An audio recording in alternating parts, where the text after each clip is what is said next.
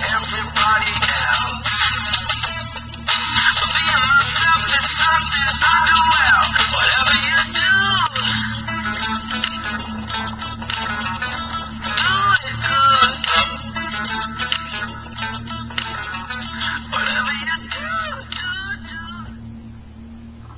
Right, Lee, lovely to meet up with you after quite a while, to be honest with you, and do some work on your game. Quick recap as promised on the key points that we discussed during your visit. I mean, first of all, when you look at it, there's a lot of, obviously, you're playing off the handicap, you're playing off, I appreciate it's gone up in the past few months, but a lot of good stuff going on in this swing. If we just take a quick look, really what defines a good golf swing, you want to swing around a pretty stable axis. It doesn't have to be very, very still, but we want as little movement off the ball as possible. That's just making it much easier, should I say, to precisely strike the ground in the same spot and therefore create the same sort of path and angle of attack into the golf ball each time. And we want to swing around a consistent inclination to the ground, so we don't want the head popping up and down, and we don't want the head moving from side to side. So those two aspects that simply, you know, I suppose would define what a good golf swing would be. Everyone's got a different opinion on what exactly should go on and shouldn't go on, but I think that's pretty consistent amongst all good, consistent ball strikers. Fixed axis, stable inclination to the ground. There's a few things there going on from that face-on view that I'd like to tidy up when we meet again in the coming weeks. But really the gist of this lesson was to simplify what was going on in your backswing. So we looked at it from down the line, and the first thing we talked about was that perhaps the handle was being held a little bit too high. However, the main problem was that during the backswing, the arms worked straight back, the club worked straight back, and the hands elevated onto that upper elbow plane line very, very quickly. Continued to lift a little bit into the backswing.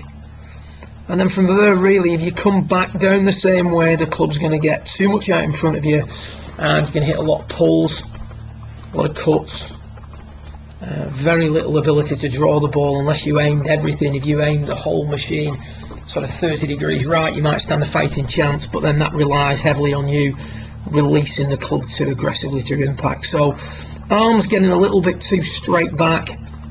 And then one of the problems you've got then is if you don't want to cut it, you're going to have to drop the arms in under plane on the way down, and once you start doing that, that's when you get that nasty feeling of being trapped.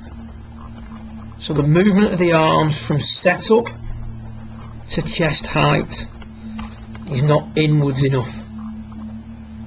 So what we then discussed was what the top players are demonstrating. We see that Tiger's got the handle of the club set a little bit lower, and during the takeaway, what we're going to see is we're going to see the hands stay on the lower line for longer before elevating onto the upper line. Now you can see there that the arms are clearly angled inwards by the time the arms are at chest height. So we've got an inward movement of the hands and arms during the early part of the backswing. The shoulder turn is a little bit steeper than yours, and therefore the arms don't appear quite as flat. But we've definitely got a situation where the hands and arms have traced an inward path. Then during the downswing, they're going to trace the upper line during the early part of the downswing. Now, the arms now have come out slightly, but are still angled inwards. What we see with yours in the early part of the lesson is the arms aren't angled inwards enough. They then start to drift further out during the early part of the downswing, and this in turn can start to present the neck of the club to the golf ball. You can see there clearly that as you approach the golf ball, the hosel of the club is very much in line with the golf ball just before impact. So if you don't come across it very quickly, we're going to get the shanks going on very, very soon. So that's one of the reasons you're also hitting the odd shank. So arms tracing more of an inward path, like we see here with Tiger during the early part of the backswing.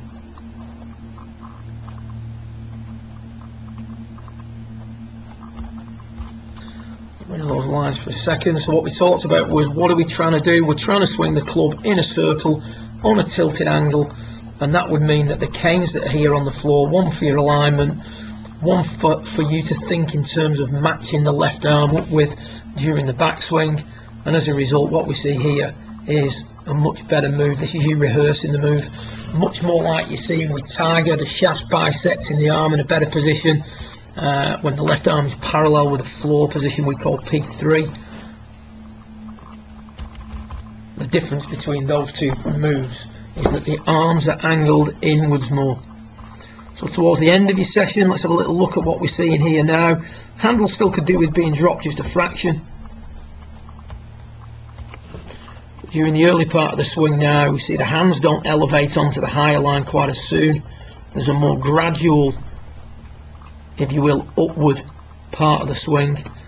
Arms are now angled in much more halfway back, and as a result we can come straight back down that elbow plane line and still keep the club on the inside rather than having the club above plane and too much on the outside. So it's quite a marked difference there in the two positions as you're coming into the golf ball, simply by getting the arms in a little bit more during the early part of the swing.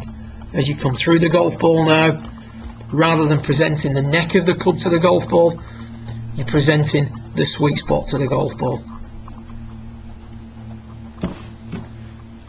A much better position just before impact, simply by moving the arms inward more during the early part of the swing. Good luck with it, and I look forward to working with you further in the coming weeks. Well done.